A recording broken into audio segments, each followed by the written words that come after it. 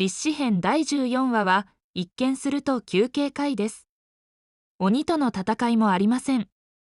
新しい敵も出てきません。ですが見返してみると、私はあることに気づきました。炭治郎、善逸、伊之助。この3人は同じように休んでいるようで、実はそれぞれ違う変化を見せていたのです。今回は藤の花の家紋の家から3人に起きた小さな変化を探してみます。第1章。炭治郎は第14話の時点で何度も命の危険をくぐり抜けてきました。最終選別での手鬼、北西の町での沼の鬼、浅草で戦った須佐丸と矢巾、そして鼓の屋敷での境外。しかも炭治郎の怪我はまだ完全には治っていませんでした。それでも彼は前に進み続けます。支えになったのは鱗滝さんから教わった水の呼吸。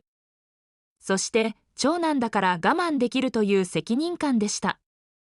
私はここまでの戦いを振り返っていて、炭治郎が少しずつ成長していることに気づきました。最終選別では、崩れていく手鬼の手を握りながら、神様、どうかこの人が今度生まれ変わったら、鬼になんてなりませんように、と祈っています。北西の町では、鬼を倒すだけではなく、無残の手がかりを探ろうとしました。そして浅草では、玉代や湯四郎と出会い、人間だけでなく鬼にも味方がいることを知ります。さらに鼓の屋敷では、元十二鬼月の境外と戦いました。境外は十二鬼月の座を失い、それでも誰かに認められたいと願っていました。鬼になった後も原稿を書き続けていたのは、そのためです。戦いの最中、炭治郎はその原稿を踏みませんでした。そして境外の首を切る直前、君の血気術はすごかった、と声をかけます。炭治郎は鬼になった悲しみに寄り添うだけではありませんでした。大事にしていたもの、認めて欲しかったもの、そこまで見ようとしていたのです。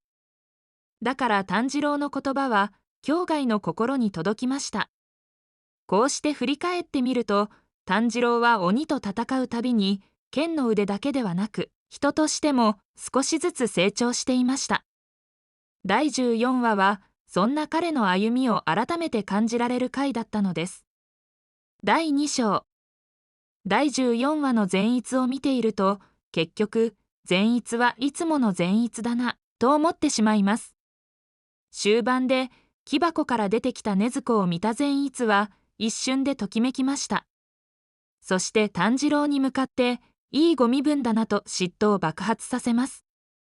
ここだけ見ると、善逸は騒がしいだけの人物です。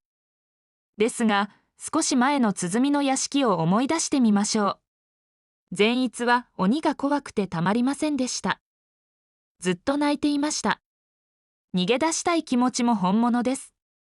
正一に対しても、こんなところに来なければよかったと弱音を吐いています。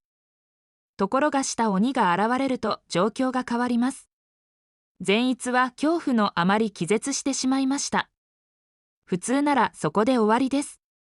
しかし善逸は正一を守り抜き、した鬼を倒しました。さらにその後は、伊之助が壊そうとした木箱まで守っています。善逸は変わったのでしょうか。私はそうではないと思いました。第14話の善逸は、第11話の善逸と何も変わっていません。女の子を見れば夢中になる。怖ければ泣く。思ったことをそのまま口にする。相変わらず騒がしいままです。変わったのは善逸ではありません。彼を見る私たちの方です。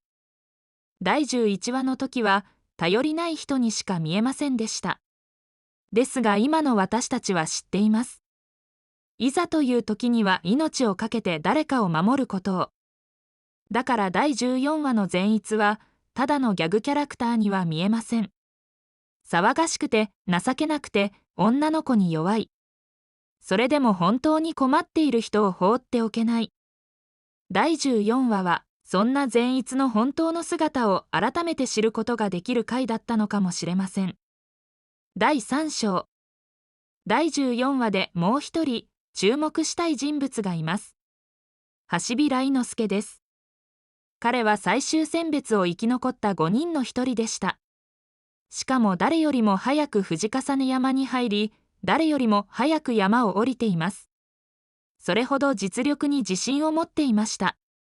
では、伊之助はなぜ鬼殺隊士になったのでしょうか。炭治郎のように家族を守るためではなく、善逸のような事情があったわけでもありません。理由はとても単純です。強い相手と戦いたい。それだけでした。だから鼓の屋敷を出た後も、伊之助は木箱を壊そうとします。善逸も中に鬼がいることには気づいていました。ですが善逸は、炭治郎には鬼を連れている理由があると考え、木箱を守ります。一方の伊之助は違いました。鬼を見つけたら切る。それが当たり前だと考えていました。だから炭治郎に止められても引き下がりません。犠牲者を埋葬することにも意味を見出せません。目の前にいる炭治郎にも何度も勝負を挑みます。私はこの一連の場面を見ていて気づきました。伊之助は乱暴だから暴れていたのではありません。強さを求めて鬼殺隊士になり、その考えを最後まで貫いていただけだったのです。炭治郎とも善逸とも違う理由で鬼殺隊に入った伊之助。だからこそ、第14話では3人の考え方の違いがはっきりと見えてくるのです。まとめ。第14話には大きな戦いはありません。ですが見返してみると、この回では3人の違う一面が見えてきます。炭治郎の優しさ、善逸の本当の姿、そして伊之助が鬼殺隊士になった理由。第14話は3人を改めて知ることができる回だったのかもしれません。このチャンネルはテレビアニメ「鬼滅の刃」から違和感と発見を掘り下げる動画を配信しています。毎週日曜10時に更新していますので、よろしかったら高評価とコメント、チャンネル登録をして、通知のベルマークを押して、次回の動画をお待ちください。最後までご視聴ありがとうございました。